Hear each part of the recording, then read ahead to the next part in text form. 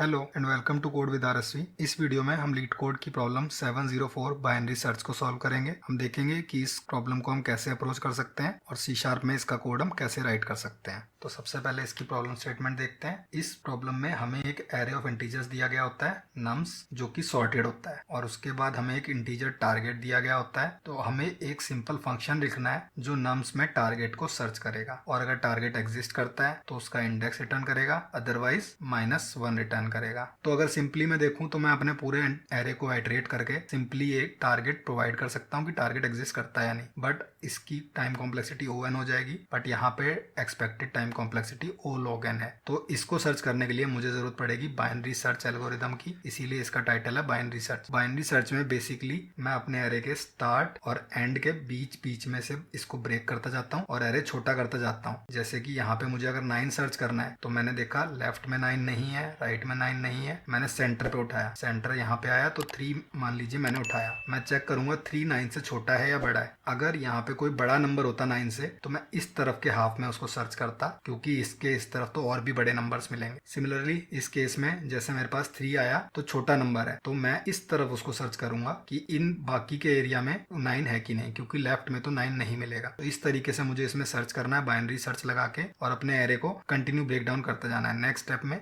मैं सेम चीज इतने एरिया पे लगाऊंगा, ये 9 नहीं है, ये 9 नहीं है, तो मैं सेंटर एलिमेंट पिक करके उसके बेस पे लेफ्ट या राइट ब्रेक करता जाऊंगा। तो जितना बड़ा एरे होगा धीरे धीरे वो छोटा होता चला जाएगा, और O log n इसकी टाइम कॉम्प्लेक्सिटी होगी, क्योंकि मैं हर बार अगर 50 एलिमेंट्स हैं तो मैं 50 बार उसको आइटरेट नहीं कर रहा हूँ, मैं 50 से 25 एलिमेंट कर रहा हूँ, 25 से मान लीजिए 13 एलिमेंट, 13 के बाद 7 एलिमेंट, 4 एलिमेंट, इस तरीके से 4-5 स्टेप्स में मैं, आप देख रहे हैं कि 50 से 4 पे आ गया हूँ, फाइनली 2 और 1। इस पॉइंट तक आने के बाद मैं श्योर हो सकता हूँ कि मेरा एरे या तो मुझे एलिमेंट मिल जाएगा इस एरे में, या फिर मैं श्योर हो जाऊंगा कि इस एरे में ये एलिमेंट है या नहीं है। तो इस तरीके से binary search O log n में काम करती है, जिसमें कि सारे नंबर्स मुझे चेक नहीं करने होते, बल्कि मैं उसको हाफ हाफ करते करते log n में मेरी सर्च कंप्लीट कर सकता हूँ। चलिए देखते हैं कोड में इस चीज को हम कैसे राइट करेंगे। तो क्योंकि इस केस में हम एरे को बार बार छोटा करते चले जा रहे हैं, तो हमें सेम अप्रोच बार बार उसी एरे पे छोटे छोटे पार्ट्स में अप्रोच लगानी होगी। तो इसको हम रिकर्सिवली सॉल्व कर सकते हैं।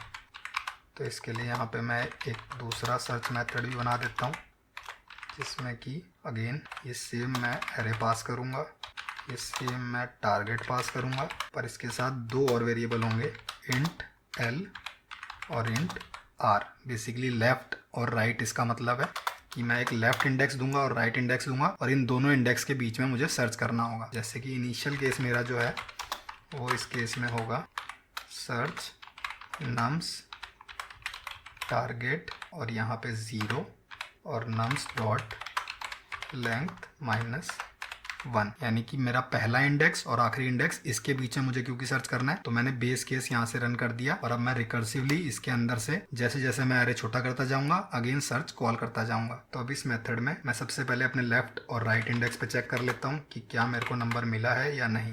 If nums l equal target तो return l। Similarly if nums r equal target तो रिटर्न r। तो ये हो गया बेस केस। तो अगर मेरे लेफ्ट या राइट इंडेक्स पे मेरे को टारगेट मिलता है तो मैं डायरेक्ट रिटर्न कर दूंगा, अगर नहीं मिलता है तो मैं देखूंगा कि क्या r - l lower than equal to 1 है कि नहीं। तो बेसिकली अगर इन दोनों का गैप 1 आ चुका है तो यानी कि इनके बीच में कोई भी नंबर नहीं बचा है, और मैं डायरेक्टली इस केस में रिटर्न -1 कर सकता हूँ। अगर यहाँ तक मेरा रिटर्न नहीं हुआ है यानी कि बीच में नंबर्स हैं, तो मैं अब इसमें से इंट मिड निकाल लूँगा कि इनके बीच में क्या है। वो हो गया सिंपली r + l/2। ये हो गया मेरा बीच का इंडेक्स। अगर नम्स मिड टारगेट के इक्वल है तो आप सिंपली यहाँ से रिटर्न मिड कर दीजिए, वरना if nums mid lower than target हुआ तो मैं रिटर्न करूँगा search nums target mids +1, r। तो उसके राइट में सर्च करूँगा, एल्स कॉपी कर लेते हैं यहाँ से, और इस केस में यहाँ हो जाएगा l और यहाँ हो जाएगा मिड्स -1। इस तरीके से मैं यहाँ पे कुछ ना कुछ वैल्यू रिटर्न कर सकता हूँ। इसको रन करके देखते हैं। ओके, तो ये मिड है। फिर से इसको रन करके देखते हैं।